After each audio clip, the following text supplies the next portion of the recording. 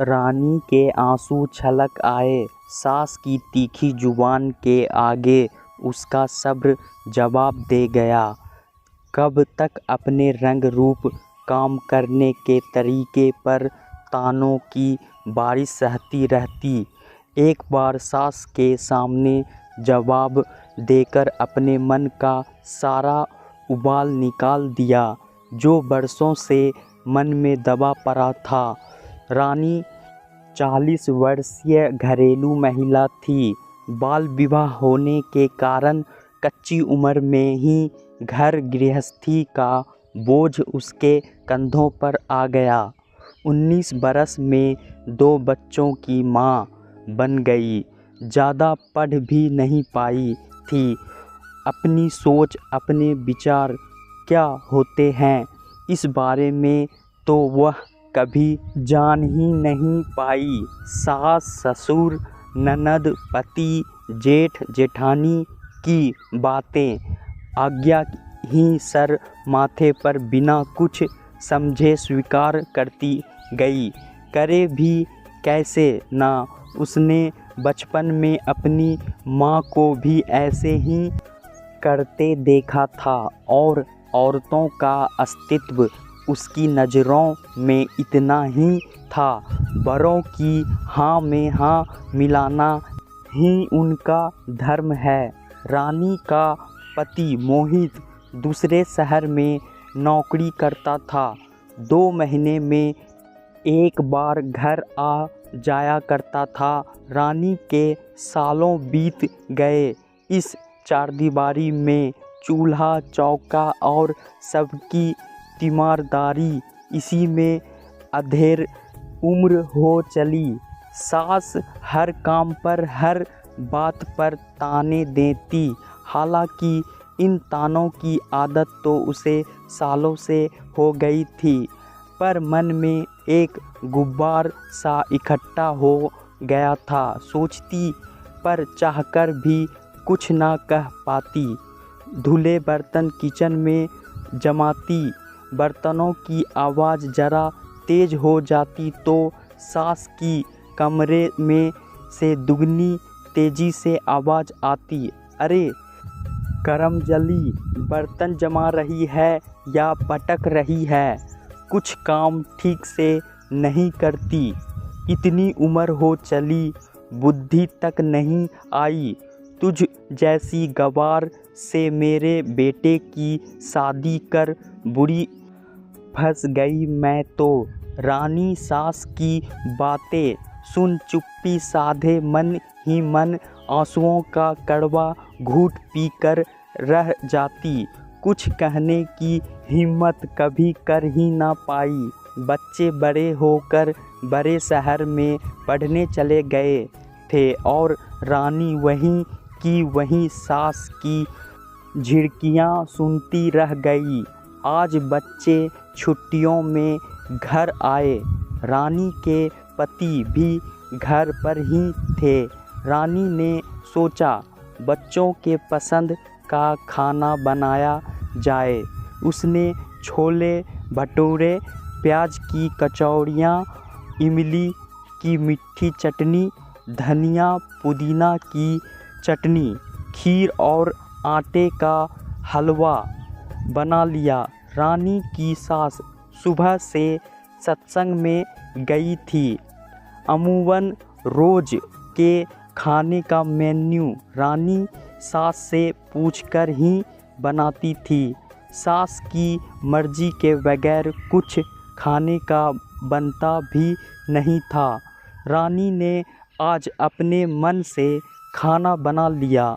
बच्चे खाना खा रहे थे, रानी उन्हें परोस रही थी। इतने में ही रानी की सास आ गई। सास बच्चों की थाली में इतने पकवान देख गुस्से से आग बबूला हो गई और रानी पर बरस पड़ी। रानी, वाह, आज तो खाने में खूब सारे पकवान बन गए। मेरा इंतज़ार भी नहीं किया, मेरी इजाज़त भी नहीं ली गई। इतनी हिम्मत कब से आ गई? तुझमें और ये क्या, खीर के साथ हलवा भी बना लिया। 2 मीठा बनाने की क्या ज़रूरत थी। तुझे पता है ना, मैं मीठा ज़्यादा नहीं खाती। तेरे ससुर जी को तो मीठा बिल्कुल बंद है, फिर भी इतना सारा बना लिया। सास चिल्लाए जा रही थी। बच्चे खाना खाते हुए रुक गए। रानी से यह सब बर्दाश्त नहीं हुआ। वह बोल पड़ी, माँ जी, आपकी समस्या क्या है। आज खाना मैंने अपने बच्चों की पसंद का बनाया है। बहुत दिनों बाद घर आए हैं। शहर में हॉस्टल का फीका खाना खाकर तंग आ गए। सोचा उनके मनपसंद का खाना बनाऊं। अब इसमें भी मुझे आपकी इजाज़त लेना पड़ेगी। यह घर जितना आपका है उतना ही मेरा भी है। आप भी यहाँ कभी बहू बनकर ही आई थी। यह घर है किसी तानाशाह का दरबार नहीं, जहाँ सभी एक का हुक्म बजाया करे, और वो भी केवल बहू।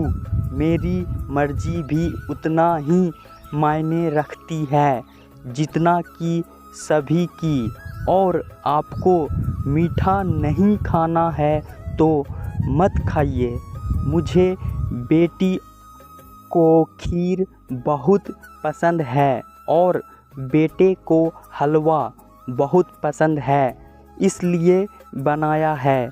आपको भी जो पसंद है वही खाइए, ज़बरदस्ती नहीं है। कुछ और खाना है तो मैं बना दूंगी, पर मेरे बच्चों की पसंद के खाने पर उंगली मत उठाइए। बरसों बीत गए आपके इसी तरह के अकड़ू जिद स्वभाव को झेलते हुए, पर अब सहन नहीं होता। इस घर की बहू हूँ, कोई नौकरानी नहीं जो बस हुक्म बजाती रहूं। मेरा घर है, मेरा परिवार है, मेरी मर्जी भी मायने रखती है और उस पर किसी की रोक टोक नहीं हो सकती है। सत्संग सुनकर आई हैं, शांत दिमाग रखिए और बैठ जाइए। मैं आपको खाना परोस देती हूँ।